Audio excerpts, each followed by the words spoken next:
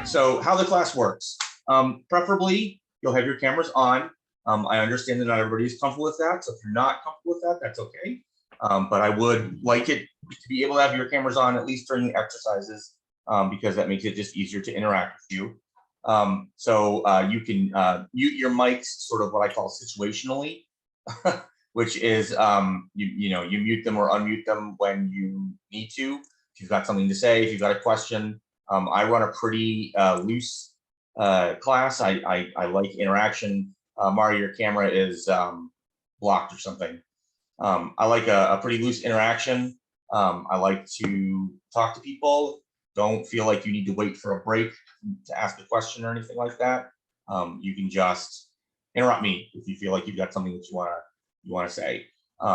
Closed captions. So there's a new function in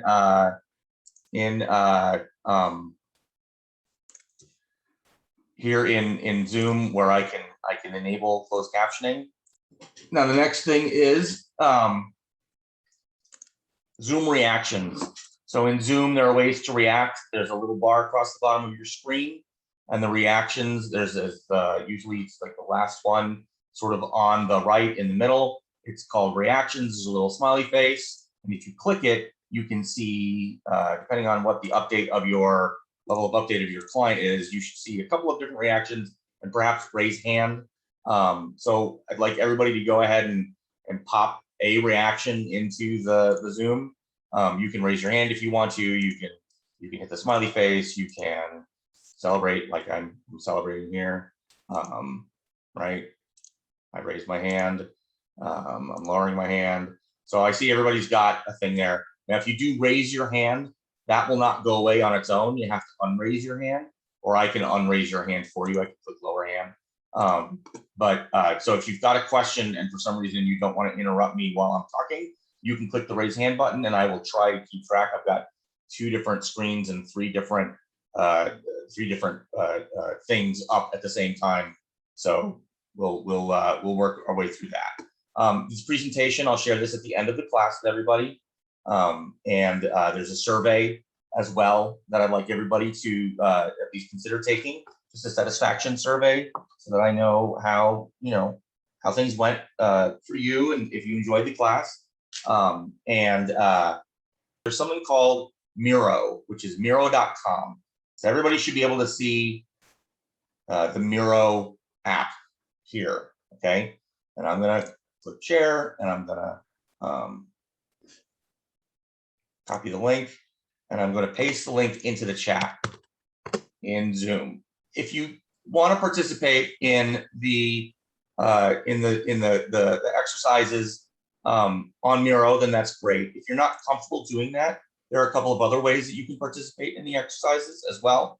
You can do the exercise on paper or on your computer. You can send me your answers in the Zoom chat. If you click on the little everyone, it will pop up a list of all the names in the class, and you can click on me and send it to me directly.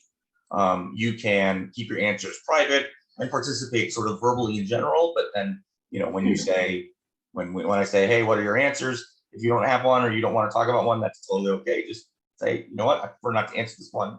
Or if you want, you can set up a private like coaching session or discussion after the call. And when I say coaching, I don't mean like we're entering into some sort of official coaching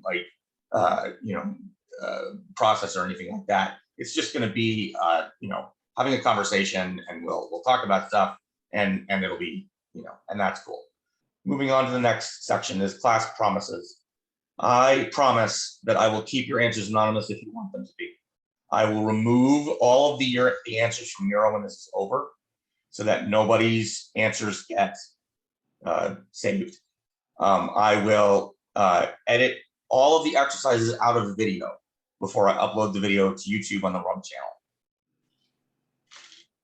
So the class itself will consist of the discussion, the techniques, the definitions, but the exercises themselves, I'll edit those out. Okay, I'll participate in the session without any kind of judgment or condemnation. This is a safe space for people to talk and be open and be honest. And I'll act with openness and honesty and care for everyone's safety and privacy. and you will promise to participate in a session without judgment or condemnation, and you will also act with openness, honesty, and care for everyone's safety and privacy. So basically what that means is if you hear something in here, you're not going to share it with somebody else outside of the class. Okay, so I'm going to ask everybody to do a thumbs up. So let's go ahead and get started. Excuse me. I am baronandreas Blackwood. I've been in the SCA for 30 years, 31 years now. I was recognized as a Pelican a year ago, this past May. And I've held a variety of different offices in the SCA, all in the Midrealm. I've been in the Midrealm my whole SCA career. And I'm currently the Vice Chancellor of the RUM, and I've been selected to be the next Chancellor of the RUM when Chancellor Osmond steps down in October. In my professional life, I'm a project manager, I'm an Agile enthusiast and coach. I'm a regular coach as well. I'm a facilitator, and I've been in this particular career for about 10 years. I've been in IT for almost 30. So I'd love to go around the room and have everybody introduce themselves as well. So I'm just going to read off the names as they appear in my Zoom, so that it's more convenient that way. So let's start with Susan. Okay, Susan of Etherstone. I'm also in the Midrealm. I've been in the SCA for only 6 years, almost 6 years tomorrow. I'm currently the Seneschal of the Shire of Blackhawk in the Midlands region. And mundanely, I'm Sue Lewis. I'm retired. Okay, great. Thank you, Susan. All right, next is Mari. Hello, I'm Baroness Mari of Illiton for a few more months. Although they haven't set successors or a step down date. I'm a Pelican and a rapier fighter, and I've been in the SCA since 1989, somewhere around there. A little bit longer than me. Yeah. You were a tiny, skinny kid. All right, Mari and I go way back. I met Mari right. on the third event in the SCA, so we've known each other for a very long time. Yeah. Mundanely, I'm an academic librarian, and I literally a month ago took a new position in my library as access services librarian, where I have people and staff and timesheets, as opposed to being a department of me. So excellent. Yeah. Okay. Next is Finn. Good morning, Finn O'Connor. I'm out here in Dark River. I've been in the SCA for about 25 years. Prior military, I still work for the U.S. Army as a installation operations person. So working with people, I do every day, and managing projects and stuff. Excellent. Okay. Who hasn't gone? Ramvoldis hasn't gone. Hello. Yes. Good morning. I'm Ramvoldis Kroll. I'm way out here in the Kingdom of Kaid. I have been in the SCA for about 3 years, going on 4 years. And we're about to step up. Me and my lady are about to step up as Baron and Baroness in October. So I'm hoping to get some training out of this class to help us along the way. Very good. So, go ahead. I was just going to say, it's a very fun job being a Baron and Baroness. Hope that you will have as good a time as we did. All right. And then Rowana. Hi, I'm Dame Rowana Aldenach from the Midrealm, and been in the SCA since 89 or 90. I don't remember the exact date. I started in Callantyre, came to the Mid, spent most of my career in the Mid, went out to Antidotes for a while, and I'm back in the Mid. I primarily play as the seneschal and do a lot of event stewarding. Those are my bliss. I like creating space for others to have fun.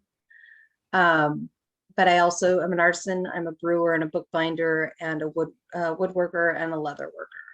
What was that first one? A brewer? Oh, I thought you said before that. I thought you said arson. No, that too, but that's different. Yeah, no, I'm a brewer.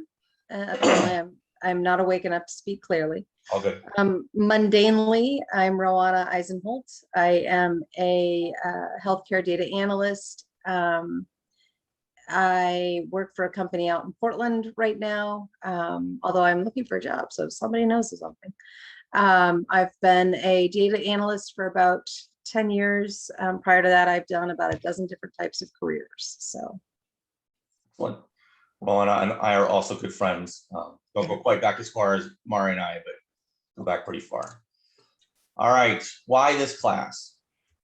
When I became a project manager and I took my very first Agile class, I had this sort of epiphany moment where I realized that the best way for me to progress on my path would be to become a better person, a better manager.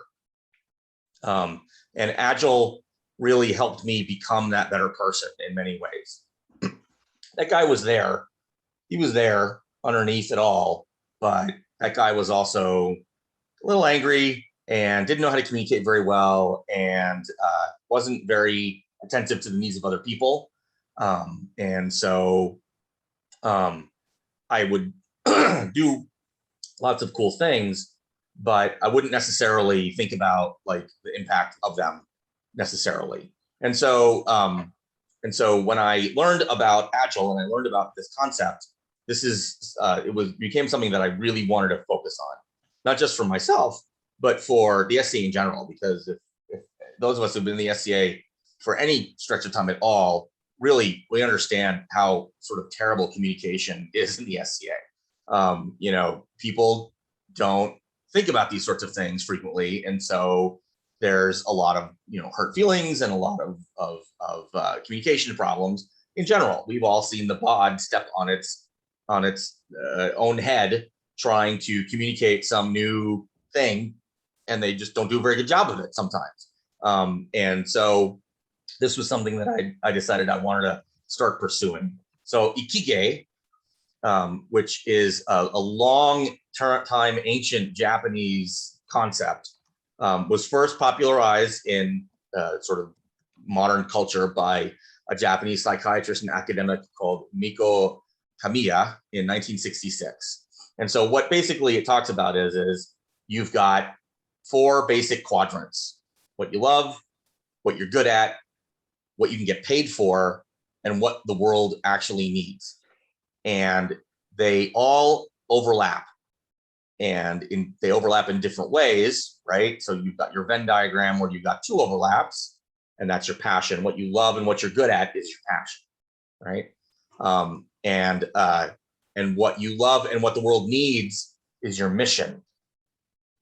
And what the world needs and how you can make money is your vocation. And then how you make money and what you're good at is your profession. And I used to have a model of this where it didn't have these sort of arrows out here where you had this sort of the 3 overlaps, right? So like where what you love and what you're good at and how you can make money overlap, it makes you personally satisfied. But if it doesn't include what the world needs, then, it's sort of like Facebook, right? A lot of people like Facebook. A lot of people like working on Facebook and posting on Facebook. But is it really what the world needs? I don't know. There's, it's up and down. So these light green sections are sort of the overlap of the 3, and you can tell that what's missing is the sort of the concept of the opposite piece that's not there. So your passion, your profession, your vocation, or what you love, right? What you love, what you're good at, and how you can make money, leaves you comfortable but empty, right? It doesn't include what the world needs. What you love, what the world needs, and what you're good at, you may be very, very satisfied with that, but you don't necessarily make enough money to to get by. And wealth in this term is defined in this concept as enough money to be autonomous, to be independent, right? We're not talking about like Jeff Bezos yacht for your yacht kind of wealth. We're talking about making enough money to pay for your own needs, your shelter, your food, do some of the things that you want to do, right? Okay, so when they all overlap, it's Ikigai. And this class is basically the manifestation of what I want my Ikigai to be. I just need to figure out how to get paid for it. And there's a path there. I just got to figure it out. So for me, that's doing what I love, which is helping people to learn to communicate better, being a good manager, coaching people in not just for Agile, but for regular coaching in general. It's something that I seem to be pretty good at it. People tell me that I'm good at it a lot. It's certainly what I think the world, what the world needs in many ways is better ways of communication. How you can make money is either striking out on my own as a coach or finding a position at a company where I can be a coach or a mentor, or being a manager of a team that allows me to do these things, right, in a meaningful manner. Okay. So the Agile mindset is this concept, and let's be clear, I want to take a step back here. The Agile mindset was designed to help companies build software. So there are going to be places where this doesn't fit. It's a square peg in a round hole. There are ways that some of this doesn't work for the SCA, but these larger concepts absolutely work for the SCA. So one of the things that I learned in my very first coaching class was don't let the tool define the job. So just because we're talking about Agile and people know that Agile is this sort of concept of software development lifecycle, and you're doing scrums and sprints and all these things, which are technical terms that I can define for you if you want, those parts don't generally tie in to the SCA. It's the soft skills, the people skills, it's the ability to listen and hear what somebody is saying. Those are the important parts of the Agile mindset that apply to the SCA. So centricity, staying focused on building things that people find to be valuable. Being pragmatic, staying focused on what is valuable and not getting too emotionally invested. That one's sort of I don't know if that works for the SCA, because being emotionally invested is a root foundational piece to the SCA for a lot of people. Being value focused, not spending time on things that don't provide value. We all know of things that people can do in the SCA that don't really provide value. And everybody gets to define value differently, but still, there are absolutely things out there that people do don't really provide value. People, focus on working together the best way possible. This one might be one of the most important ones. Being aspirational, always striving to make things better. And that's not just about aspiring to peerage or aspiring to, get an award. It's about aspiring to look at the processes that the SCA uses to do things and trying to figure out ways to help make those things to be better. And maybe that's personal for you directly and how you interact with the people around you. And maybe that's on a larger scale, right? Rambold is about to become a baron. There are going to be processes in that barony that have been done. This is the way we've always done it. This is the way Kaid does things. And I'm, to challenge you, your proto-excellency, to consider those processes and really think about whether or not they work. And there's a technique later on in the second part of the class that directly applies, a couple techniques that directly apply to that specific thing. Being directly driven, trying to focus on the most important task in front of you, removing distractions, and being thoughtful, balancing your risk-taking, trying new things, and then thinking about them. It's one thing to just do new things, just poof, poof, poof, I'm going to try new things. But if you don't actually take a step back and say, okay, did that work? Did that not work? How did that work? How can I make it better? What are things you don't want to try again? It doesn't, you need to be, we talk about mindfulness a lot everywhere. It's a buzzword now, right? But it really is important. Mindfulness is important. Taking time to think about what you've done and how you've done it and how does it work. It's helpful. So this is just sort of another way of talking about the Agile mindset. There's the fixed mindset, which is sort of the standard corporate America mindset, right? You got to get it right. You want to try and get it right in the first try. You want to do what you know so that you don't make mistakes. And a lot of people who have a fixed mindset believe that their strengths are innate. You really did really good on that. You're really smart. Okay. Then there's the growth mindset, which is people who seek growth and development. You want to improve how you do what you do. So it's not just about improving, your knowledge, but it's also about improving your processes. And then you believe that your strengths can be developed with effort. And so if you work harder, you can achieve higher levels of achievement and ability. You did really good on that. You worked really hard.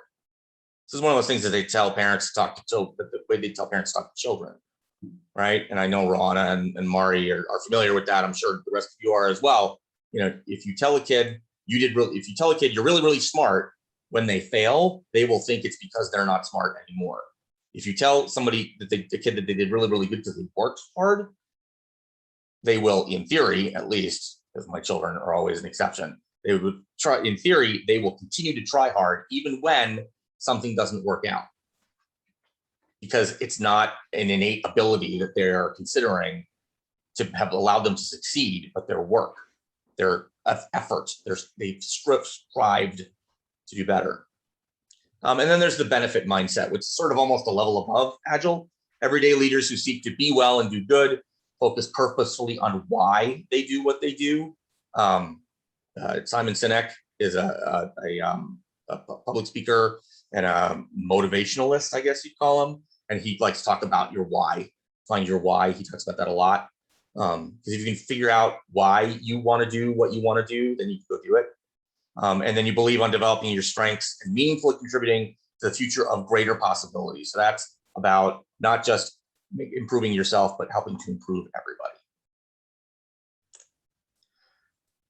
So I tend to, I like these two statements out of the Agile Mindset software development Scrum book a lot. Improvement is an iterative process. You do not have to become perfect overnight. You do not have to make enormous leaps overnight. Small iterative changes done over time will lead to significant benefits. And then prize individuals and interactions over processes and tools. And so this is something that, it sounds very techy, right? Don't let the tool define the job. So it means people, and working with people directly is more important than necessarily following the right paperwork.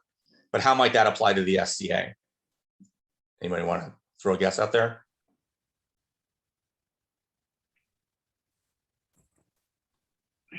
Well, for one thing, it can really start with this idea that you don't need a certain award to do a certain job. You don't need a certain award to do a certain job. Absolutely.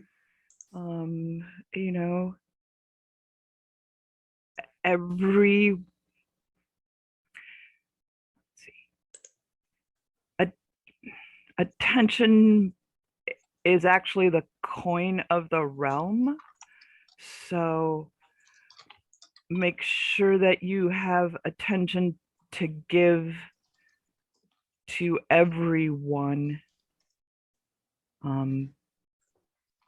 But it doesn't have to be the same coin. I'm thinking out loud. Attention must be given. Attention is the coin. I think that as a new Baron, I'm going to say that's probably one of the first things is that your coin is your attention. Also make sure that you don't spend that coin on the suckers. All right, another way of talking about prizing individuals and interactions over processes and tools, and I know that this doesn't want to apply to everybody in the room, but in Peerage Council, we're told to be, you can't violate the secrecy of the circle. Find ways to tell people what they need to know in order to achieve without breaking the rules, but you're prizing that individual, your relationship with the person over the process, which is the insistence on absolute privacy. Yeah. Right. Yeah, making sure that the significant other of the person getting the award is there, Mhm. even if you have to flat out say, sweetie, your SO is getting an award, you should be at this. Right. Yeah. Right. Okay. All right. So now we're going to move into sort of the first kind of part of the first specific set of techniques and interactions here. So part one, event stewards and officers with direct reports. I want to be very clear. All of this applies across the board to everything. Just all you need to do is decide how you want to use it. Again, don't let the tool define the job. So for me, the big thing is all of these techniques and all of these tools can be used in almost any situation. It's just a matter of how you do it. And if you want help with that, certainly let me know, and I will happily sit down with you and help you out. So, all right, managing events and event staff. So there are sort of four kinds of groups, right? There's individuals, there's groups, what we call groups, there's teams, and there's high performing teams. And so at work, right, in a professional environment, an individual is a non-dependent, one-time or recurring task type of work that they do. Sort of, here's a task, here's work. I'm going to tell you, I'm your boss. I'm giving you a task to do. You need to come back to me every 30 minutes to tell me how you're doing, for example. Okay. And all of these sort of kind of fit in with the SCA, maybe a little bit, but not exactly. So again, try to, keep an open mind about the flexibility of these concepts. But in comparison to the SCA, it's kind of like holding a local or maybe a baronial office, writing an article for the newsletter, teaching a class or an event, or running a Bardic circle. It's a one-time sort of self-contained kind of thing, or it's a recurring set of sort of standard tasks, right? Mostly at the local level, right? MOASs, they run ANS night if you've got one, and they report once a quarter or once a month or however often they're supposed to report in your kingdom or your principality, right?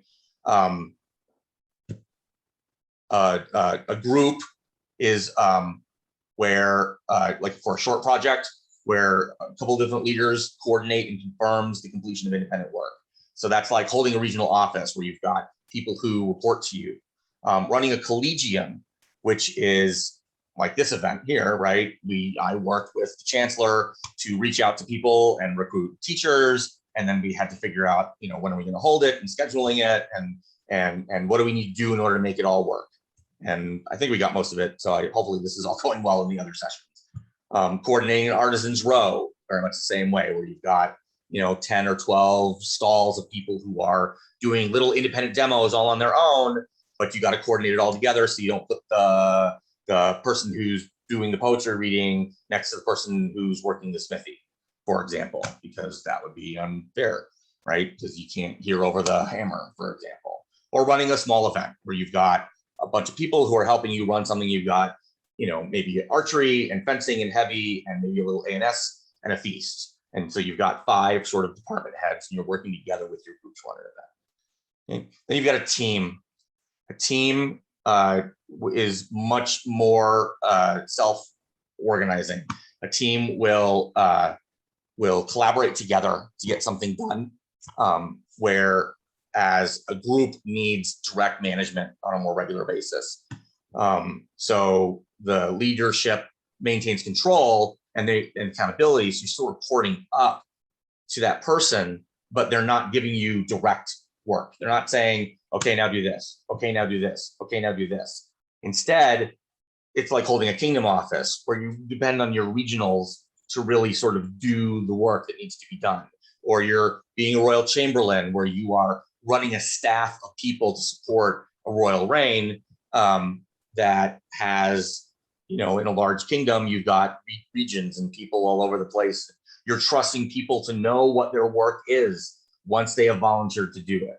Or running a medium-sized event, something that's bigger, 100, 200 people, 250 people, where you're not going to be able to be involved in every single discussion as the manager. Okay, and then there's a high-performing team, which really is just a group of people working together It says where a product needs to be discovered through innovation without sacrificing quality, which is a lot of buzzwords. It doesn't really mean anything, but what they're trying to say is that somebody comes to a software development team and says, I want an application that does this thing. And then they walk away, and the team determines what all of those requirements are and the feature set and how to build it, and then they do it. And they don't really report back. They do what are called retrospectives, where they show the current model of the software off to the leader, and the leader says, yes, I like it, or no, I don't. But if he's not the leader, he or she is not telling them what to do at all. It's, I want a software application that does this, and that's it. So that's more like holding a corporate office, actually reigning as sovereigns or as a landed, or running a large Kingdom of Society event, 50-year, Pennsic, Gulf Wars, right? I mean, Pennzic's like the Uber event, of course, but even running Coronation in a large kingdom can be like that. So when you are working on an event as an event steward or as part of the event staff, how are you actually a team? Are you this independent group of people who are collaborating together to make a product, which is the event? And how do you know that you're a team? How do you know? If you've worked on an event before, and everybody, I'm sure everybody here has worked on an event before in one capacity or another. I know Roanna has run lots of events. I've run some events. Mari's run some. I don't know Susan or Remboldis or Finn as well, but if most people volunteer at some point to work on an event. How do you know if you're a team? Well, one way you can know that you're a team is that you build a team charter. And a team charter can be something that's official and written down. It can be something that's sort of discussed. What it can't be is something that's assumed. So in a team charter generally includes, we'll talk about a formal one at this point. It includes behavioral agreements, how you're going to be with each other, shared responsibilities, what are you all going to do together, and creating a team atmosphere, which is how are you going to become a group of friends who like to work together on a thing. When you are building this team and you're building this charter, you want to give people the latitude to ask deeper questions. You want to empower people to raise issues that they might feel that might make them uncomfortable or might make other people uncomfortable. Why do we do it this way? I'm going to come back to this over and over again because this is a mantra for the SCA. Why do we do it this way? Well, this is the way it's always been done. But why? That can make people uncomfortable. Just asking why can make people uncomfortable. The biggest, most recent uncomfortable why that I've experienced in the SCA happened several months ago. Why do we buffet knights? Why do we hit people as part of their elevation? Now, I have my own personal reasons for why I want to buffet, but why do we do the buffet? Well, there's, you go back, there's a historical precedent for it, although because it is historical, it's hard to understand exactly what the precedent is. But that conversation made a lot of people uncomfortable. And it made a lot of knights in particular extremely defensive. And they responded in a defensive manner. And I wish that some of them would come and take this class because it would help them maybe learn to not respond so defensively, because it's not them who's being attacked. It's the concept of the buffet and people trying to understand why that is being questioned, right? But it feels like a personal attack because it's something that we've always done. Except, of course, we haven't always done it. The buffet actually didn't come into practice in the SCA, as far as I can tell, until about the 80s. So there was a good decade of the SCA prior to the buffet being a normalized thing. So a team charter, and this is I want to apologize. My PowerPoint skills are not great, and I didn't want to have 100 slides instead of 45 slides. So there's probably too much text on this slide. I think this is one of the few it's this bad, but I wanted to fit a bunch of stuff in here, and we'll talk about it. But any team can have a charter. Charter is a living document. These are the key pieces here. Any team can have a charter. A charter is a living document. It means it can be amended All you need is to have somebody raise their hand and say, I want to add something to the team charter. And then you can discuss it. The charter has to be readable, which means you got to have it written down one way or another. Again, it doesn't have to be this big, long, official looking, like, it doesn't be the Constitution. Okay. But you got to be able to write it down, write the concept down. You can use images and words. You bring the charter with you to meetings and events.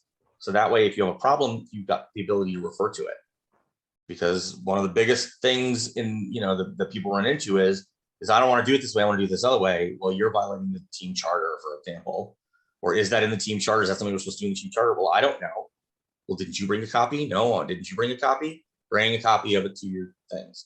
And only the team can add or remove things to the charter. This is more relevant, the concept of a software development team that has a manager or is part of a pillar, a functional pillar at a company. But in the SCA, it's applicable.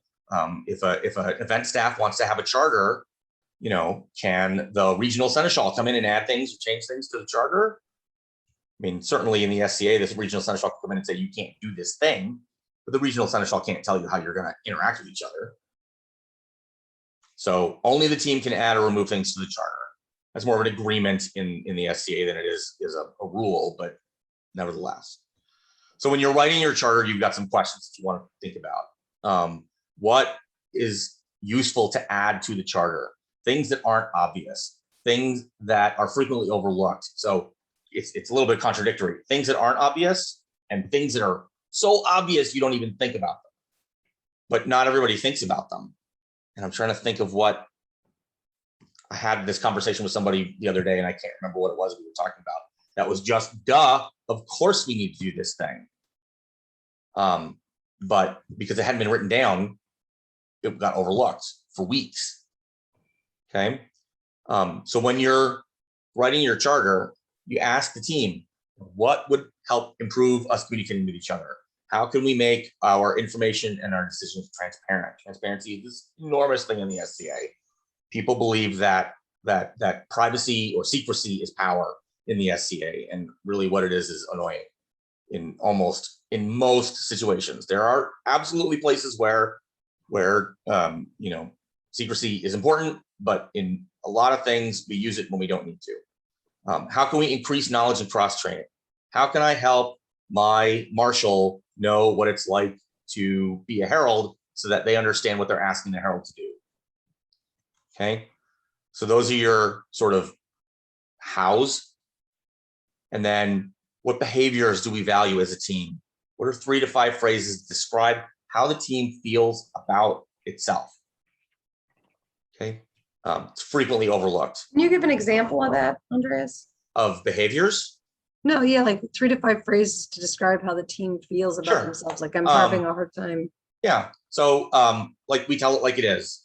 We have our respect for each other. Okay. We listen to other people. We want to have fun.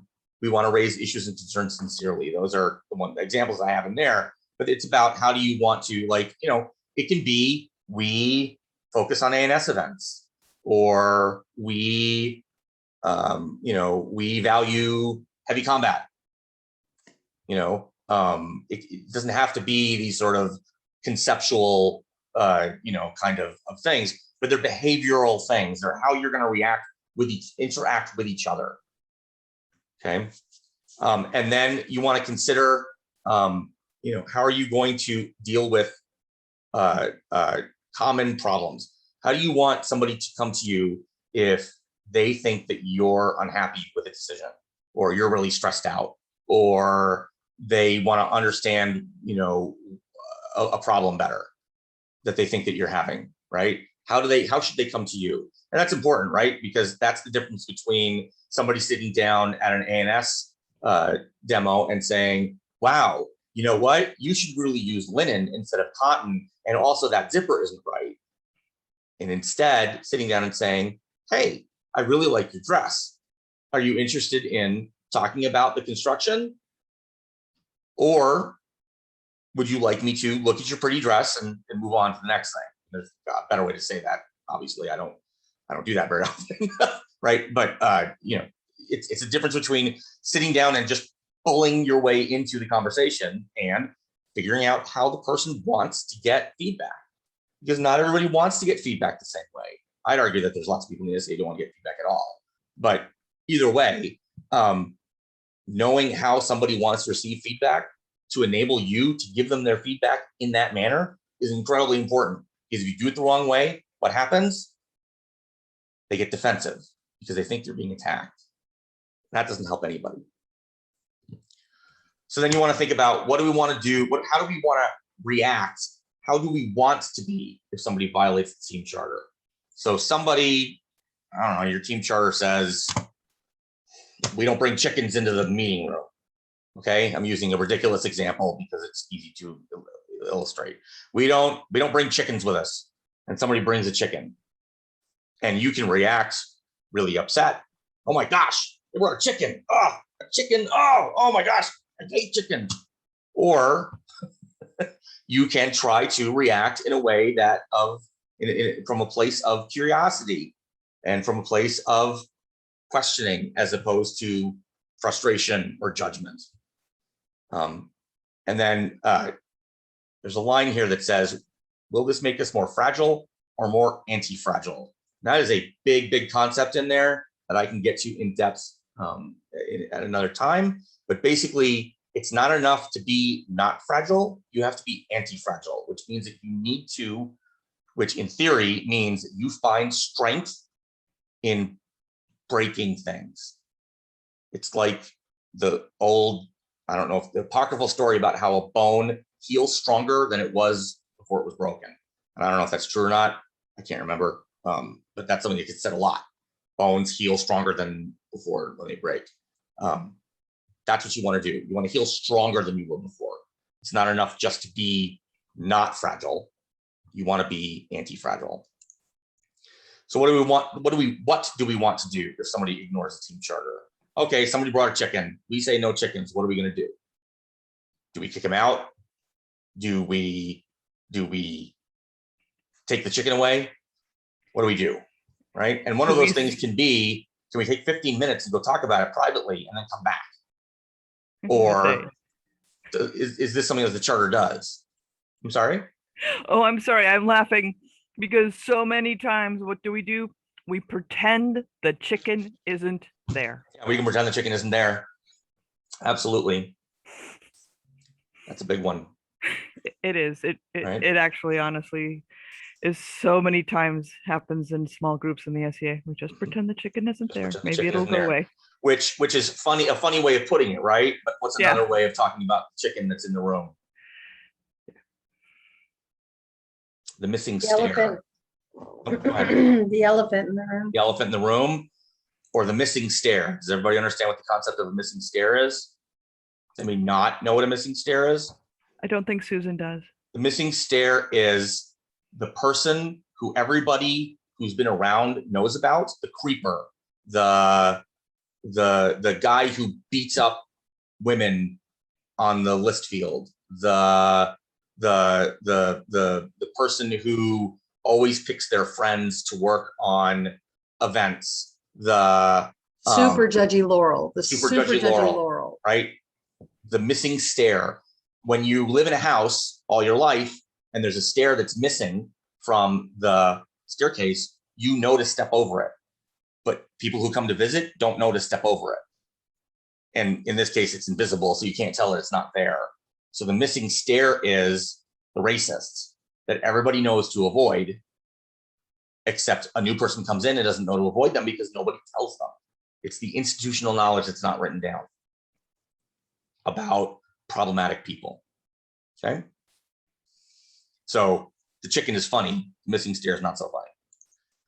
So then one way that you can deal with those conflicts, and Ramvoldis, this might be very helpful for you as Baron. What's the context of the problem? What was observed? What was the impact? And then how do you want to handle it differently next time? So these 4 bullets with these other 4 sub bullets. Okay. And it's important to be timely. Don't wait, because eventually it'll sort of pass beyond, you get too far down the road and you come back to somebody and say, hey, 6 months ago, you were in a call and you called somebody a doofus and they didn't like that. Well, that was 6 months ago. How come they didn't come talk to me?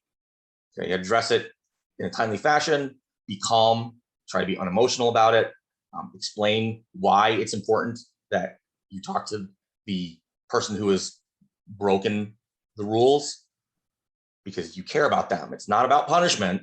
It's about helping them understand what they did and why it's important that they do better, right? Try to do it in person instead of remote, which I wrote when I first had taught this class a couple of months ago because we had no idea. So in person, establish how you're going to bring these things up before you need to. What that means is have a process for conflict resolution. Okay, in my peer-dependent contracts, I have a contract with all of my dependents. There is a process for how you're going to deal with conflict resolution.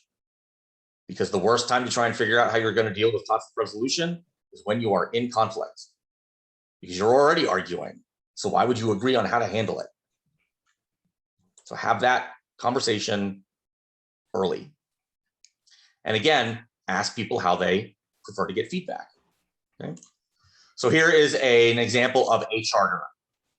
This happens to be the charter for the Miro team itself. As you can see, it is not just a written document. It has it's built almost like a Scrum board or an Agile board where it's got columns, and you put, this is just a way of getting these concepts out in front of people that doesn't require fancy formal language or anything like that. And then the theory is that each person has their own column or their own row-ish, and they talk about their own strengths and weaknesses, and then you talk about your core values, your group norms, your roles, your metrics, and your standards of quality. And you talk about all of those and you write down your concepts, and then you figure out how to consolidate them. So for example, trust might be consolidated with playing as a team, because it's hard to play as a team if you don't trust with each other. So that's something that you could consolidate into a smaller thing. But eventually you get down to these concepts down here and you put them together, and that's your charter. So here is the next step: embracing healthy conflict as normal. People have conflicts. People want to do things differently. That is not it's not something to be condemned. Conflict is normal. And one of the things that we do in the SCA a lot is we seek to avoid conflict all the time. Sometimes at the expense of the event or the people involved, or the SCA as a whole or the group. You can't just avoid conflict everywhere. At some point you have to address it. If you have real conflicts in your group, in your barony, in your event staff, in your peer-dependent relationship, if you ignore it, it will fester and it will grow. Oh, good. Ramvoldis is back. I was just saying to the group that conflict is normal and you can't avoid it. And when you try to avoid it, all it does is become toxic. And so what you want to do is recognize your toxins, and you want to address them. So this is another not great slide, right? Toxins are normal. So these things in here, these team toxins, everybody does them to one level or another. And everybody, as we read them and go through them, everybody can think about which ones they sort of do the most, right? But toxins are normal, but they're not an excuse. Okay, my oldest son is neurodivergent. He's been in the hospital more than once. He's been in jail once. His biggest problem has always been that he has tried to blame his neurodiversity for his problems. It's not my fault. It's because I'm whatever. And we see people doing this in the SCA to a lesser extent.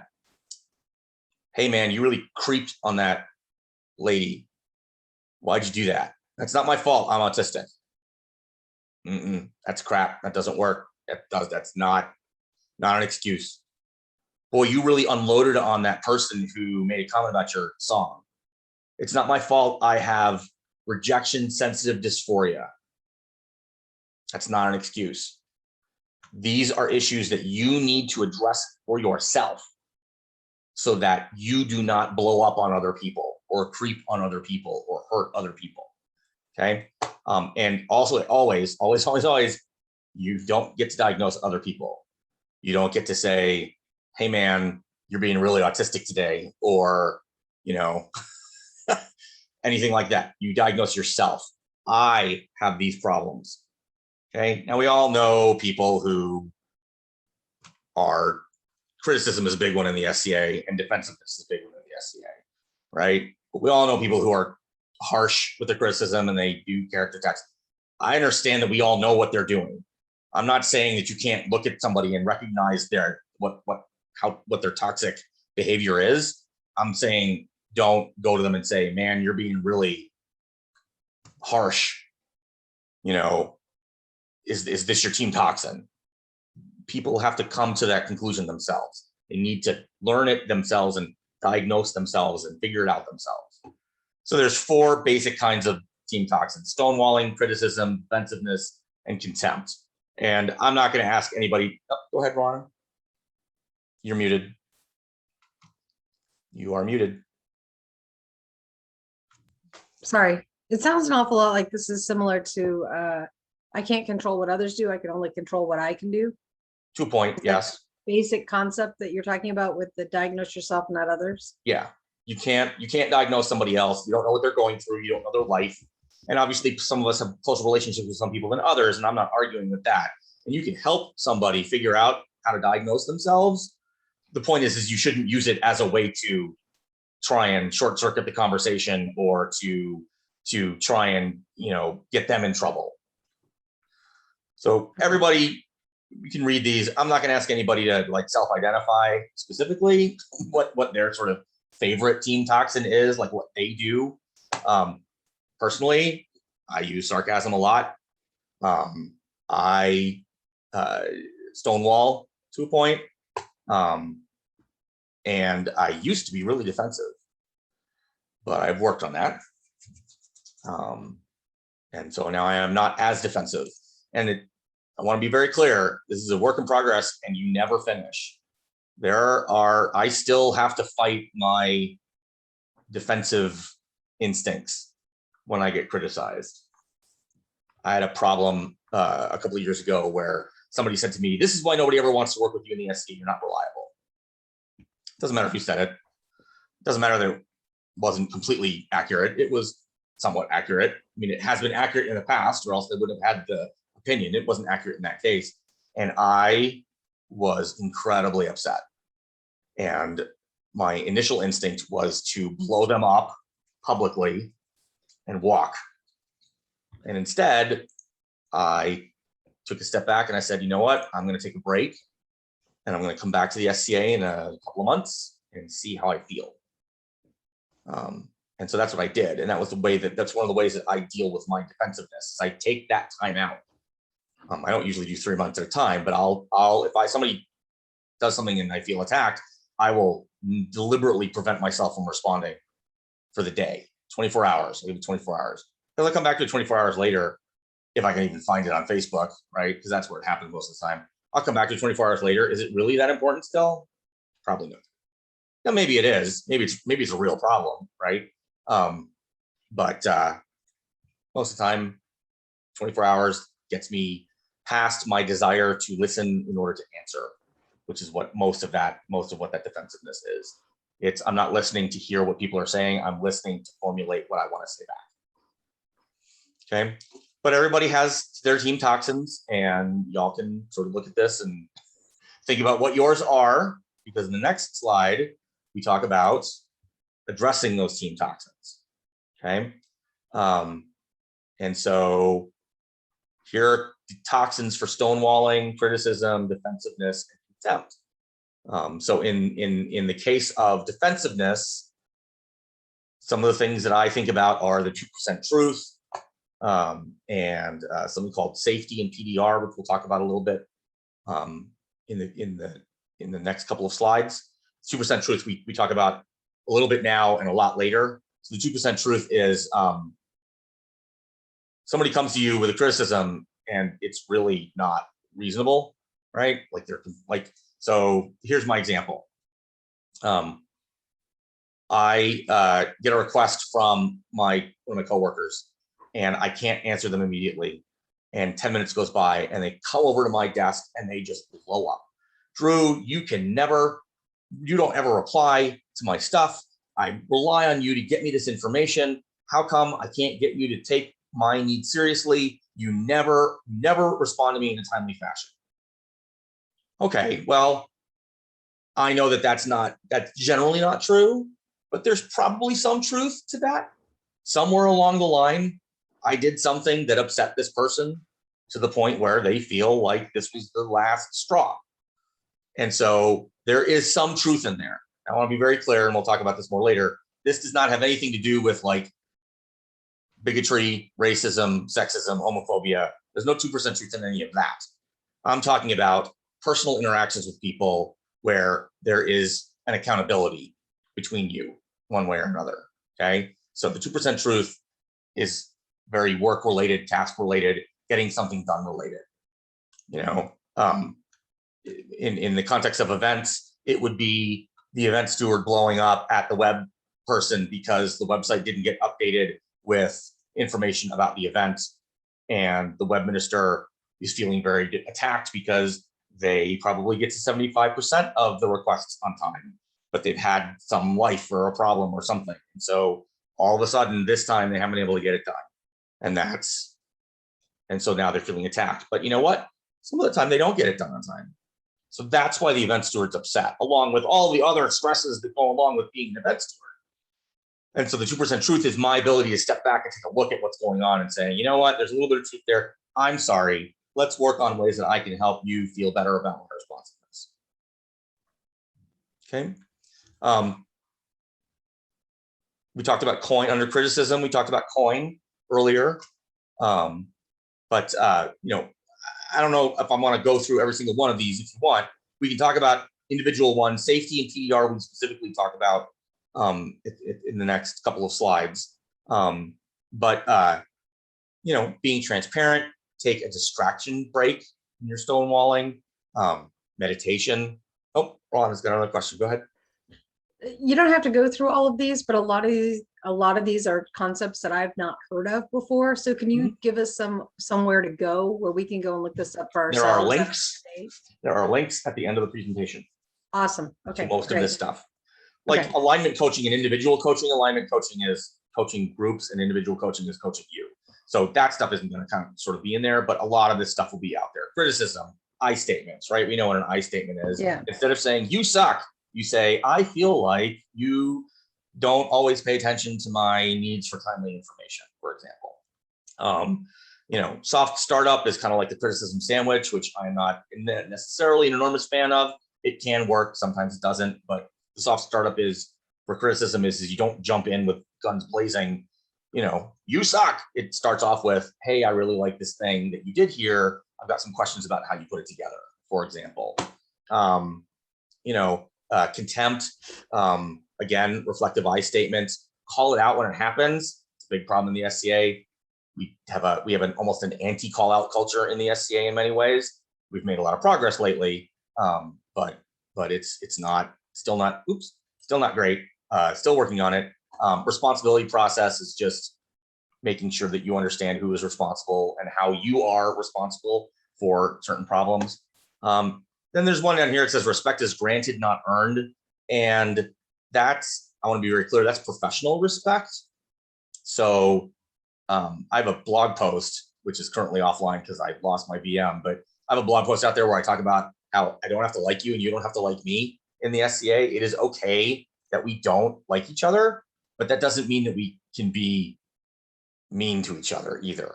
So when it says respect is granted, not earned, I don't often say it that way. I usually say that respect is earned, but courtesy is granted. So in this case, they're using the word respect to mean professional respect. You may not like your teammates, You may not like your event steward. You may not like your regional seneschal if you're a baronial seneschal. You've got to at least be courteous and treat them with respect. And one of the big problems in the SCA is something that I've seen in other places, which is you want me to respect your authority, but you don't respect my problem. So you're a peer or a baron or an officer, and you don't like how I'm talking to you. Respect my authority, right, Hartman? But at the same time, respect goes both ways. And just because you have a high position doesn't mean that you're A, good at it, or B, doing a good job of it right now. Maybe you're great most of the time, but right now you're not. Or maybe you've got a personal connection to whatever the problem is. You got to be able to give that respect back towards the problem. Okay. One last thing on this slide at the bottom: intentions and perceptions do not always align. So what does that mean? It doesn't matter what your intentions are if it looks as though it's something else entirely. That's part of it. Perception is reality. Perception is reality. Intent does not determine impact. So just because you don't mean to hurt somebody, I have this conversation with my kids all the time. Just because you didn't mean to hurt Charlie when you hit him in the head with the sword, you still hurt him. Just because you didn't mean to hurt Ben when you picked up the loot that your friend dropped in Minecraft that he said he could have, you still hurt him. I had that conversation yesterday. So impact is not determined by intent. And that's an important one. It's a big important one, because what that helps you remember is to avoid this apology. I apologize if anyone was offended. That's not an apology. It's not an apology. That's you basically putting the blame on other people for being offended at what you did. Now, you can apologize that you offended someone. I really, truly did not mean to offend you. I apologize sincerely that you are offended, and I would ask you to help me figure out what I can do to fix it, right? And they can say, no, go pound sand, right? That's their right too. But apologizing if anyone was offended doesn't work. That's not a real apology. Okay, so the safety model and the responsibility process. So the safety model, and this is something that's really interesting because I've been able to tie this into some other things, especially the trust section. But the safety model is security, autonomy, fairness, esteem, trust, and then at the bottom it's you, as in you're the foundation. Okay, so security is your innate desire for consistency and commitment, right? What's the book about moving cheese, about not wanting people to move their cheese? There's a book about that. My wife talks about this all the time. She says, I don't like it when people move my cheese. She used to have these little, I'm sorry? I think it's who moved my cheese? Who moved my cheese, right? So my wife, she used to have these little like worry stones that she put on her desk in front of her monitor. And she would, when she was playing, reading Facebook or something, she'd hold them up and she'd do the things. And I used to delight in moving them, not like hiding them, just ever so slightly, because that way they weren't in the spot where they were supposed to be. I don't do that anymore because it's really not very nice, but I thought it was funny at the time. And so there's people who don't like their cheese to be moved at all. Don't touch it. Don't move it. I can tell that you were even in the room. You moved the air molecules around it. And then there are people who can handle stuff being moved around to an extent, but at some point you reach your limit and you say, wait, stop doing that. Autonomy, control over your environment. Even if it's not real, people want to feel like they have control over their environment, right? It's a sensation of having choices within a situation. Makes your brain feel good, being able to make a choice. I think it's funny because I don't like it. I don't like having to make choices, at least in certain sequences, primarily because every time I've had to choose between two different job offers, I have picked what has eventually felt like the wrong one. When I only have one job offer, it's fine. This is the job and I took it and this is what the job is. But I have two job offers and I take one, and I will forever think about why didn't I take the other job? Fairness, our desire for our interactions to be equitable to us and others. Fair exchanges are intrinsically rewarding, independent of other stuff. So when you see something that you think is unfair, even if it didn't happen to you, your brain is still going to respond. Okay. Esteem, how we view ourselves, how we compare ourselves with others, how we think others view us. The flip side of esteem is imposter syndrome. Right. Trust, and this is a thing that I'm going to tie into recruiting here for a minute. And Ramvoldis, this may be very relevant for you specifically. Trust addresses our social needs. We thrive in associations, but we initially treat new people as strangers or threats. They're part of the out group. Okay, so what is that? That's newbies. That's people we've recruited to the SCA. Our brains are hardwired to not trust new people until they have established that they are part of us, right? One of us. Okay, but what does that mean? That means when somebody shows up to an event and they haven't come with a friend, and there's, the chatelane's not there, and so that person then sort of wanders around trying to find a place to be, and then they walk away. Wow, the SCA is not welcoming. I see that all the time on Reddit, on Facebook. The SCA is not welcoming. Why is the SCA not welcoming? Because we are hardwired to think that people who we don't know are not trustworthy. They're not part of us. It's not that we don't even consciously do it. It's just they're strangers. And so in order to do recruiting properly, in order to make new people feel welcome, we have to overcome that problem in our own heads. And some people are better at it than others, but it's very easy to fall into that trap. And it's not even just I don't want to be with that person. I don't like them. They don't look trustworthy. It's just, I choose to be with my friends. The SCA is a hobby and I want to be with my friends. I don't want to spend time walking around with somebody new, explaining to them about the SCA. There are people who have that reaction. And then the final one under the safety model is your intellect, your brain, your mind can be so strong that it outweighs everything else. Your personality, your implicit biases, your patterns, your habits, your triggers, they can all take over and override any of these things. So if you normally feel very like things are very fair, but something happens to you in another place and you come back to the SCA, come back to the event, whatever, you may now carry that with you and have to struggle with it. Then there's a responsibility process. So this is upside down, I guess, a little bit. It starts at the bottom and goes up. This is where everybody starts, where a lot of people start anyway, denial. The chicken's not in the room. I'm gonna pretend that the chicken doesn't exist, right? Lay blame. How come you don't like chickens, right? Justify. Well, we've never liked chickens. We've always been a non-chicken place.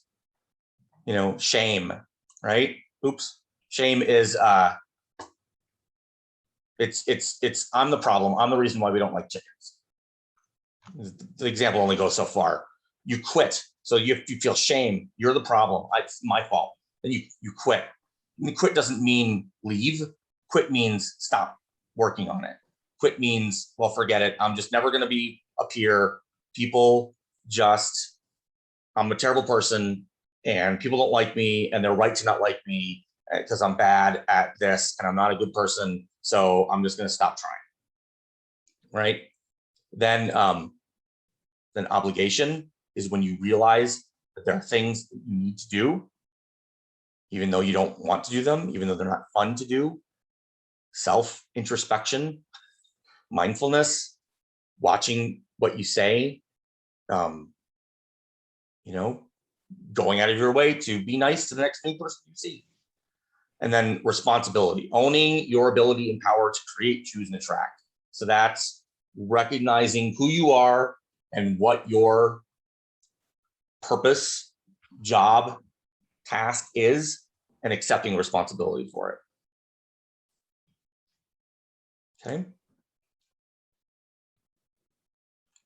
Any questions? All right.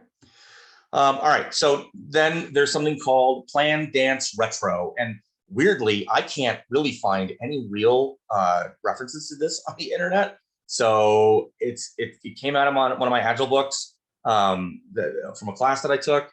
So I guess I could go back and talk to them about it, but I haven't been able to have that conversation yet. So this part is this is something that you can think of for yourself as a member, as an event steward, or as a member of an event, right? Or just as a person, right? So I mean, when we talk about safety-related threats, sometimes it's emotional safety, right? Or I guess intellectual safety, but sometimes it's like physical safety.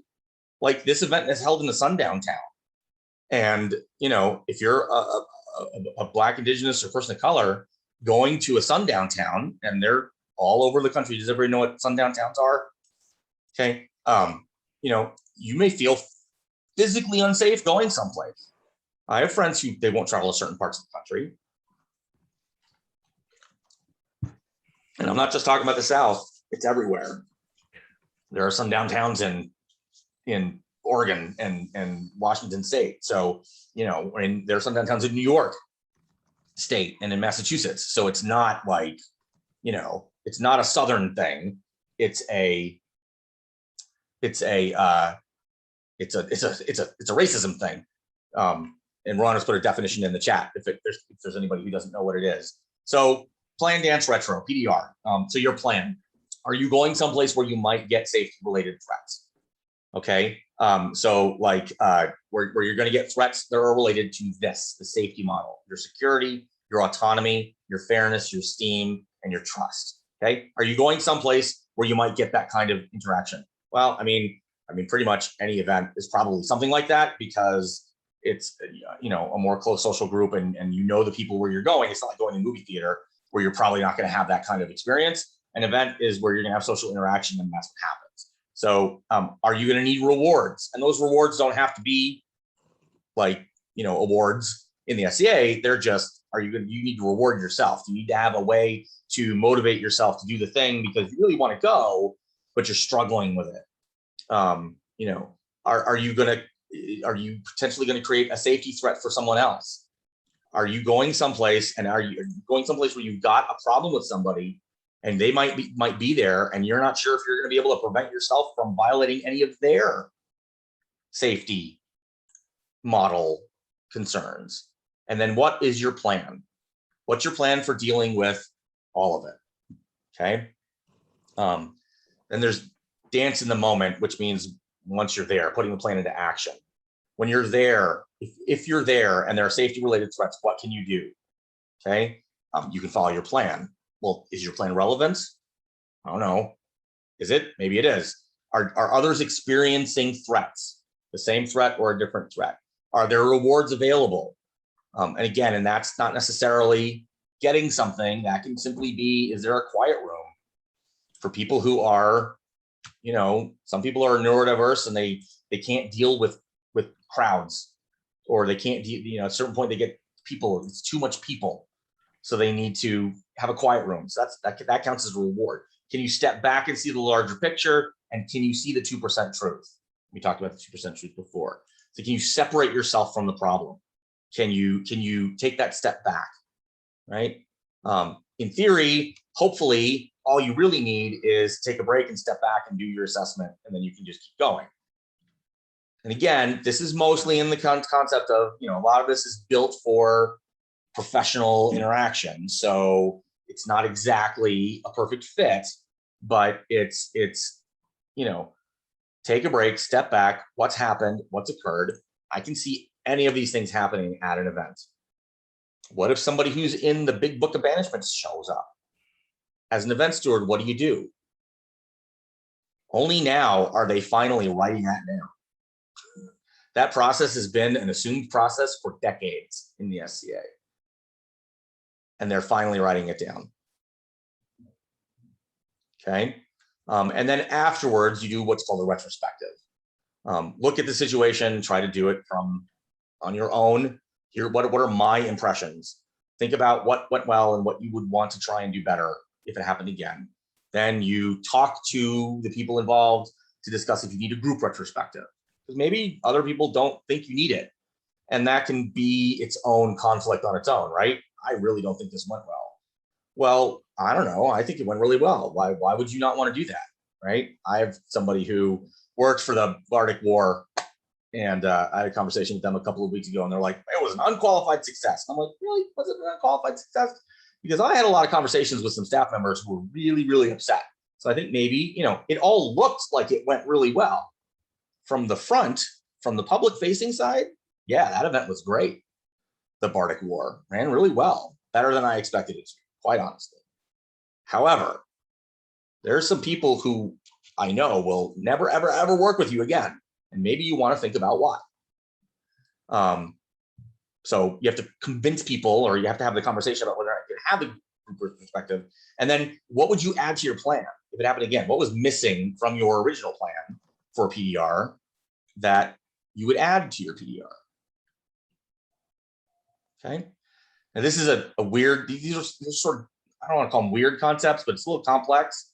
It's a little, trying to figure out like what your safety model is for you and how that applies and what will break it, what can break it. It can be difficult. And then it's even more difficult to kind of like try to put into a plan. Yeah, I think there are certain things about how to handle bad people that you're right, that the SCA just sort of says, we're fine with having a autocratic plan that says, find a site, do these things, set up the tables. But you're right, nobody really has a checklist or a plan that says, someone has been racist at my event. What do you do? Right. The bad guy who's not supposed to be there shows up. What do you do? Well, I mean, let's look at COVID, right? Everybody's been talking about, well, if people show up and they're refusing to wear a mask. I mean, obviously this isn't the case anymore, but at one time, if they're not wearing a mask, they have to leave. Or if they haven't pre-registered, they have to leave. Okay, but nobody's telling the seneschals or the event stewards how to make that happen. Right. Right? They show up, they haven't pre-registered, they demand to be let in. There's no communication on helping that event steward or that seneschal handle that situation. And we know it's going to happen. Right. Still no communication. Yeah. And then the other is like, ask your baron and baroness who also have no experience in right. Escorting the bad person off the site. Right. And I'm gonna diverge for just a second. Okay. Yeah. There's this thing called unconscious bias, right? And it is something that pushes people to think and feel a certain way about other people based on what we call sort of associated characteristics. So lots of people in the SCA have been taught for years and years and years, knights are chivalrous and good and proud. So they have prowess and they're good people and they follow the chivalric virtues, right? Therefore, if Sir Bob is a knight, that means that Bob must have prowess, but he also must be good and be chivalrous. Well, that's not necessarily the case. It just isn't the case. There are plenty of people out there who are peers who are not great people. It's just the way it is. The SCA is a microcosm of society. If there are 10% of dirtbags in the world or in the country, then 10% of the SCA is going to be dirtbags. There's nothing inherent about what the SCA does, especially in its recruiting, that lends itself to getting what I suppose we could call a better class of people. Okay. And in many ways, the way that we focus on physical skill in heavy is like the driver of a lot of stuff in the SCA. A lot of behavioral things will be overlooked if somebody's really good at heavy fighting. And I don't think that that's a controversial statement to make. No. So if the person who's not supposed to be on site or the person who refuses to wear a mask or the person who gets drunk and starts assaulting people is a knight, your implicit bias, and this isn't anybody's fault, I'm not blaming anybody, but the other knights in the room are probably going to try and figure out a way to try and get the other knight to stop acting out, but they don't want that knight to get off the site. And they won't support you. They won't be as supportive. They won't buy in to the idea that as event steward, you have the legal authority to kick anybody out of an event because you're a deputy seneschal. And it's an unconscious bias. And again, so I say that, right? But I guarantee you, if I had that conversation with a group of knights, some of them are going to feel defensive about it. No, I wouldn't do that. I wouldn't do that. I would kick somebody off if they weren't good, if they were behaving badly. But the thing is that it's not a criticism. Unconscious, everybody has unconscious biases. The criticism is when you refuse to do any work to try and overcome them. Right. Right? Yeah. I mean, I was a simpler example of unconscious bias. Knights are automatically good at organizing people. Right? No, pelicans. Pelicans Or are pelicans are automatically good at organizing. organizing people, which Yeah. I guarantee you, not every pelican is good at organizing people. So 3 approaches to problem solving. And we're starting to go a little bit over, but that's okay. It's really one class for 4 hours. So we'll take a break here in a minute. I think the slide after this, maybe 2 slides after this, but 3 approaches to problem solving. Dig into what you know by asking questions, determine capacity and ability to address the issue, and help the person who's come to you find a way to raise the issue when they're still reluctant and showing what's holding them back. So you are a event steward and somebody comes to you with a problem. And you can be that person who goes around and solves problems all day, or you can be that person who helps other people learn how to solve problems for themselves. And I'm going to submit that the second one is a bigger, more important thing than the first when you can do it. Okay, so you ask questions. What do you know about the problem? It's like the coin thing we talked about earlier, right? What's the context? What actually happened? What does the team know? What did you agree to do?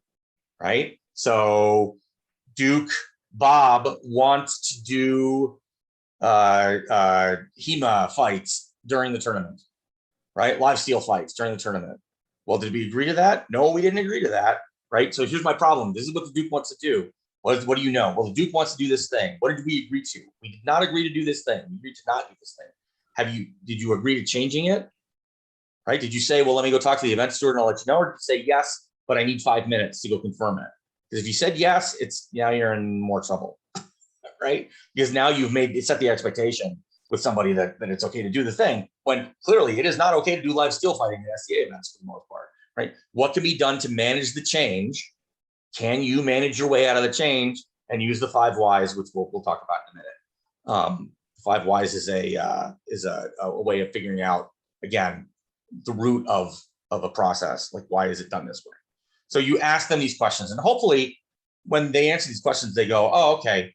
Then they can walk back and solve the problem. But if they're still not feeling it, you can say, okay, figure out why they're reluctant. Did you talk to the person, or are you just coming to me with the message? What would happen if you did go back and talk to Duke Bob, right? What would you want to happen if you go back and talk to Duke Bob? Because those are 2 different things, right? And then, would you talk to them if I came with you? Would you be the face? Will you be the person who has a conversation if I'm just there? Or do you want me to go talk to them, but I'm going to tell them that you talked to me about it, right? I'll tell them that I came to you about it. And so now I'm going to go talk to them and I'm going to tell them that I came to you about it, right? And maybe during that conversation, they go, you know what? I understand. I got it. I'm going to go handle it. Okay. If they're still reluctant, you're still trying to figure out what's holding them back. You ask more questions. How likely is it to be resolved if you don't bring it up? If you don't go back and tell Duke Bob you can't do HEMA, is he going to do HEMA or not? Maybe nobody else is willing to fight with him, so it's a moot point, right? Can you move on from this without resolution and not continue to dwell on it? Here's your problem. Are you going to just give in and then be able to not be mad about it in the future? Or is it really important to you that Duke Bob not do HEMA at your SCA event? Because probably you're going to get your warrant pulled, right? What's stopping you from raising the issue? Well, it's Duke Bob, which is what we were just talking about before, right? then, you know, you say, look, I'm not doing this if you don't come with me, or I would prefer not to do this if you don't come with me. But their safety profile is relevant here. Do they feel safe? Do they feel trusted? Do they feel like they're in a good place to be able to do it? Yeah. Don't say, well, you just need to go solve the problem. You can't say that. You know, work on helping them grow the skills. And it may be that the answer is you have to go and solve the problem for them. Maybe they're just really that uncomfortable with the whole thing, and there's not a lot that you can do about it, and that's okay. I helped to run an event in Harrington a couple of weeks ago, maybe a month, and it was online, and so we recorded a bunch of classes, and we needed the release to be able to put the class online. And the person who taught the class was a peer, wasn't responding to the class coordinator. And finally, the class coordinator came to me and said, you know what, you're a peer, you go talk to them. I mean, okay, right? I mean, in the end, all right, but I think you're actually kind of upset about it. And I'd like to talk about that. Like, why, you know, how do you feel about this? Why do you feel this way about it? How's that going to work? Okay. So these are ways of, when somebody comes to you with a problem and you want to help empower them to solve the problem themselves. Because the easy thing is, okay, fine, I got it. And you just go take care of it. But if you want to teach people how to do what you're doing, be an event steward or a seneschal or a baron, right? You want to help them learn how to do the thing. This is a way of doing that. Okay.